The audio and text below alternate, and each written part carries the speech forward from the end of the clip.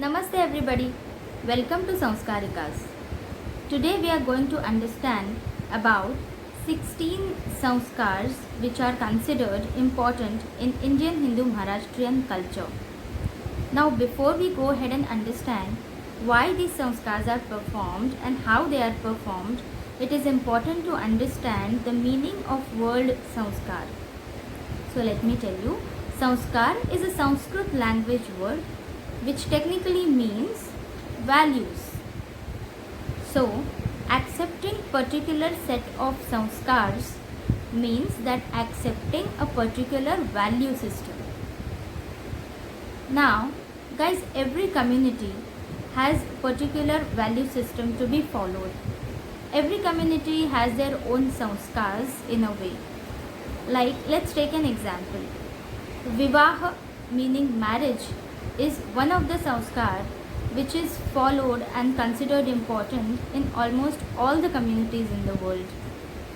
Probably the technicalities or the way this sanskar is performed in different communities and different cultures is different. But basically, if you look at it, the value system behind the Vivaha sanskar means that you accept two people, spouses, accept each other to be in a committed relationship. And Vivaha sanskar is valid till the time both the partners accept the sanskar on them. Likewise, every sanskar has a particular value and particular meaning attached to it. And if you see, the 16 sanskars which are considered important in Hinduism are spread across the lifetime of a human. Now, are there only 16 sanskars which are considered important in Hinduism? The answer would be, as on today, there are only 16 sanskars which are considered and known in Hinduism. Why I am saying as on today is because in some of the previous Vedic books, there were 40 sanskars which were mentioned. After that, like when the time period passed on, there were 25 sanskars which were mentioned. And right now, as on today, there are 16 sanskars which are considered important. Now, why the number of sanskars has undergone a change is only because, like as a human, we have evolved on the earth physically, mentally, even our cultures have evolved. And hence, over a period of time, as per the relevance of the particular sanskars, they either remained to be a part of particular culture or they have vanished. And that is how, as on today, we have 16 sanskars which are known and considered important in Indian Hindu value system. So let us understand now which are these 16 sanskars, when exactly are they performed, and what is the value which is attached to them. For each and every sanskar, I'll have different set of videos which will give you idea about how that particular sanskar is performed in detail. So let's check the names of the sanskar. But before that, if you enjoy the information being shared, please don't forget to like the video and share it further. Please subscribe to the channel for further updates. So as I have informed earlier that 16 sanskars which are performed throughout the lifetime of a person. First sanskar starts even before the child is born. This sanskar is called Garbhadhan. This sanskar is performed on the newly married couple in the first month of the marriage. Garbhadhan means conception. This is performed with the intention of healthy conception. Next sanskar is Punsavana, means protection of fetus. This is performed in third or fourth month of the pregnancy. As name suggests, it is performed with the intention of protecting the fetus from miscarriage or any other threats which may occur during the pregnancy. Third sanskar that is performed is called Simantonnayana. means brain development. It is performed in the 7th month of the pregnancy. Few people do it in 8th or 9th month also. There are other names of this sanskar also, like Dohar Jevan or baby shower or God Bharai, etc. There is a big ceremony which takes place during this sanskar. All the family and friends of would-be mother get together and fulfill her wishes and make her eat food which she craves for. This sanskar is for praying for the good health of the mother and the child. Next sanskar is Jata Karma, means sanskar to be done once child is born. This sanskar is done on 5th or 6th day of childbirth with the intention to pray for good health of newly born child and mother. Next is Namakaran, means naming the child. This is ideally to be performed on 12th day from childbirth, hence it is also called Barsa. During this sanskar, child is given a name by which he will be known to the world. Next sanskar is called Karnavedhan, means piercing the ears. This is performed so that the sun rays can pass through the ear piercing and disinfect if there are any infections in the body of the child. So the intention is again good health of a child. This is performed on 12th day along with Namakaran sanskar, or this can also be performed any time up to 5 years of age. Next sanskar is called Nishkramana sanskar, which means going out. This sanskar is ideally performed post 40 days of childbirth. On 40th day, child is to be taken out of the home or out of restricted area where he was staying up to 40 days along with his mother. This sanskar is generally conducted during the day when sun rays can touch the body of a child.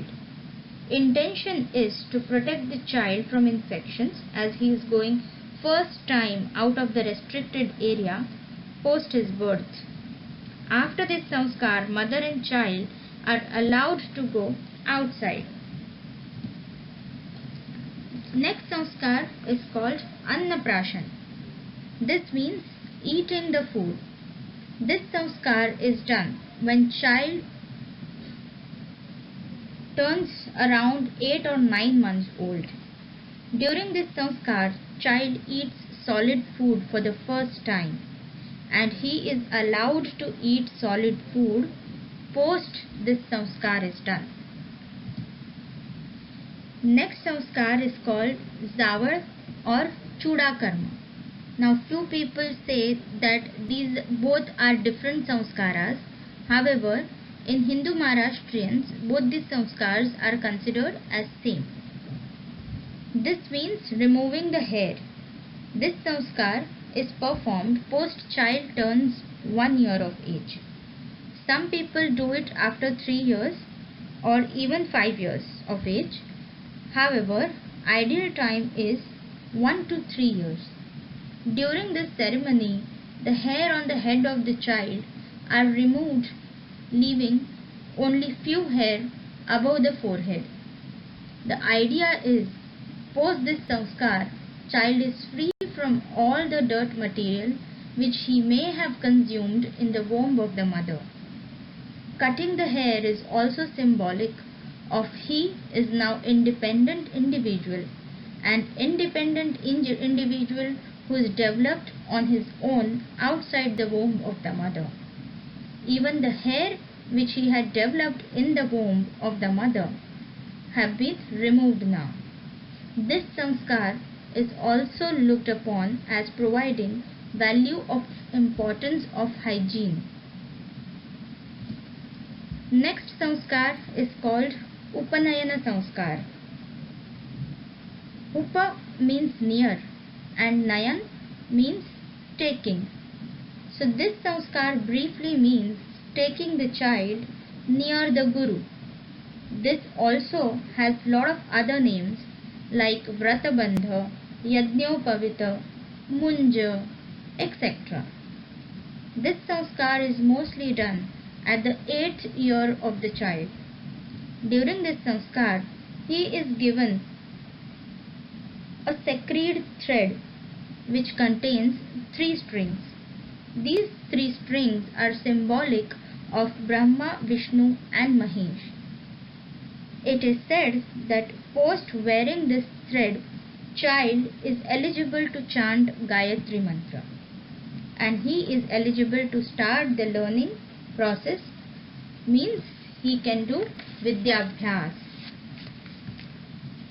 Next sanskar is Vidyarambha, which means starting the process of gaining knowledge.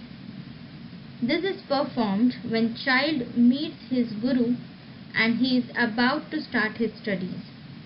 This sanskar is performed along with Upanayana sanskar nowadays. Next sanskar is called Keshanta, which means cutting the hair. When child starts his knowledge gaining process, it is said that he should not cut his hair, and once he earns the knowledge from his guru and ready to go back to his home, he should cut his hair. In few books it is mentioned that this sanskar should be done along with Godan, which means giving a cow. Next sanskar is called Samavartan. Samavartan means coming back. This sanskar is performed when a person is ready to come back to his home from Guru's house and ready to enter Gruhasthashram. During this sanskar, Guru educates the person about his responsibilities towards Gruhasthashram and how he should behave in the society after leaving Guru's house. Nowadays, Upanayan to Samavartan, all these 4 sanskaras are done together, as children don't go to Guru's place and stay along with parents only. Next sanskar is called Vivaha sanskar. V means Vishesh, means special, and Vaha means taking along. This sanskar means that groom specially comes to bride to take her along with him, along with his family and friends. This is very important sanskar in the life of a person. In the presence of gods and elders, groom and bride accept to enter the Vivaha Bandhan and agree to be together in every sense for the development of society. Yes, Vivaha is not personal affair, but it is done between 2 people with their consent for the betterment and development of society. Next is Vivaha Agni. Agni means fire.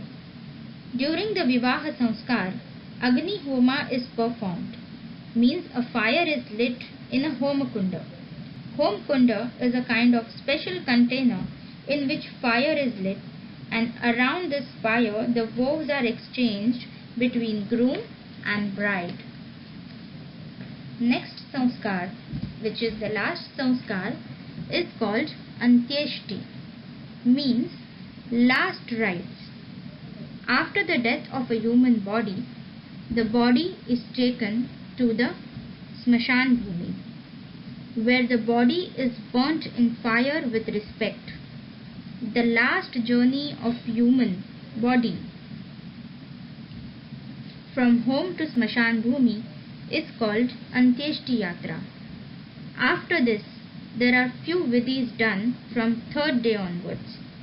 9th to 13th day, vidhis are performed. Then Bharni Shraddha is performed in the Pitru Paksha of the same year, and post which a person is remembered by next generation in every Pitru Paksha Amavasya. So here the journey of 16 sanskar ends. I hope guys you got the basic information on 16 sanskars followed in Hindu culture. Please don't forget to like the video and subscribe to the channel for further updates. Take care.